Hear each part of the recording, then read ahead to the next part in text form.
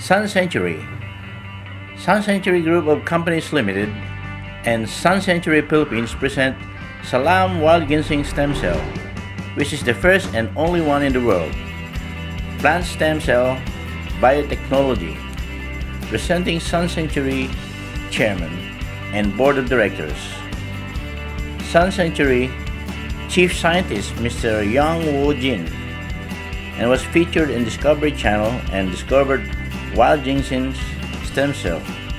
The product was worldwide patented in Canada, Japan, Australia, India, South America, United States of America, Korea, China, Russia, Hong Kong, Mexico, and Singapore, with a total of 98 countries worldwide patent. Salam Ginseng Juice is a mix of botanical beverage berries mixed with wild ginseng stem cell and 18 types of super potent antioxidant berries and fruits, which re-energize your body. Salam Ginseng Alchemy Plus, a health drink which is suitable for the whole family to vitalize and detoxify your body. Salam Ginseng KBFE capsule is for women wants to rejuvenate, enhance women's health. Salam Ginseng Cafe also has combined wild ginseng stem cell. Try this product, it's worth it. Live without pain and gain something while helping people cure their sickness. Hi, I'm Angeline De Los Santos, 30 years old, a vocal coach, soul performer, and avant vocalist. When I was 10 years old, I was diagnosed as a juvenile diabetic, and I have to use 3 shots of insulin, 30 units a day for 20 years. And since that time, at my young age, marami na po naging mga bawal, like mga cakes, candies, mga ice cream. So, hindi ko po na-enjoy yung aking pagkabata, yung childhood ko. Hindi ko po na-enjoy yung pagkabata ko dahil sa tuwing nakikita ko po yung mga bata, yung mga kasama ko, mga classmates ko na kumakain po ng mga sweets. Inggit na inggit po ako sa kanila. Dahil, alam nyo, marami pong bawal, kailangan man ng control. Iniiwasan ko po na tumaas yung sugar ko. So, during the time, napakahirap po ng dinanas ko.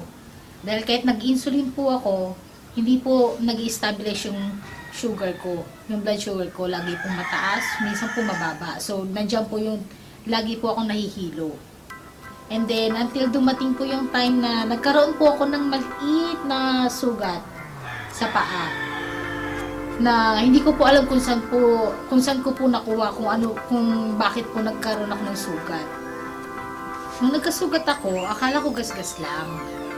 Hanggang sa mga 2-3 araw, nakita ko, nag-iiba na yung kulay niya at lumalaki na yung sugat ko.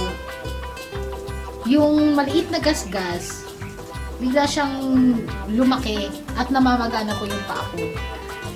Eh, hindi ko naman siya nararamdaman dahil na pag diabetic ka, walang pakiramdam yung paa.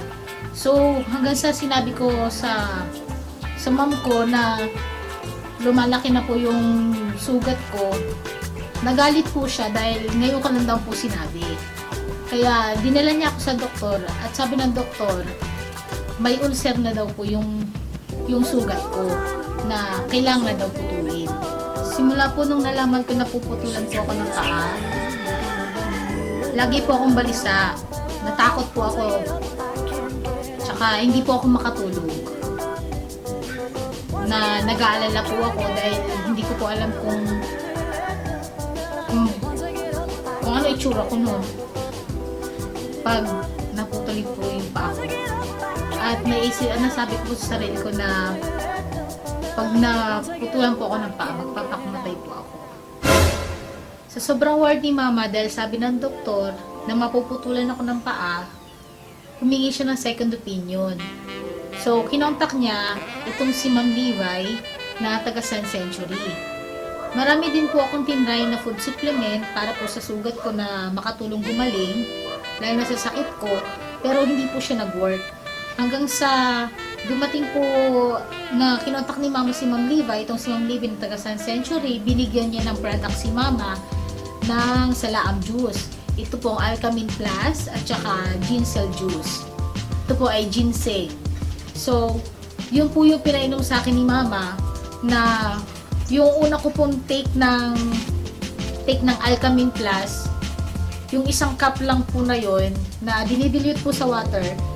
Yung unang take ko po nun, talagang in just mga 3 hours po na makikita, nag-ano na po sa akin yung result. Na yung pamamanas ko po, na nakaihi po ako, na gumanda po yung pakiramdam ko. Dahil po dun sa pag-inom ko ng Alkamin Plus. Until na sabi, mas mabisa po yung juice, ito pong ginseng juice, kaya tinake ko din po siya. Ang sabi po nila na once a day lang po yung juice, pero dahil nga po narinig, i-culture muna yung nana. Kasi kung anong bakterya daw po yung nandun sa sugat ko. Dahil nga po hindi siya gumagaling. So nagpa-laboratory po muna ako doon. So nung tinake ko po yung juice ng Thursday, Saturday po, nagpa-laboratory po ako. Ang balik ko po sa doktor ay Monday. Nung nakita po ng doktor yung laboratory test ko, normal po lahat ng laboratory test ko. Yung creatinine ko po, yung blood sugar ko po, lahat po yun normal. So, pagbalik ko po sa doktor, pagbalik po namin sa doktor ng Monday, nagulat po yung doktor dahil tuyo na daw po yung sugat ko.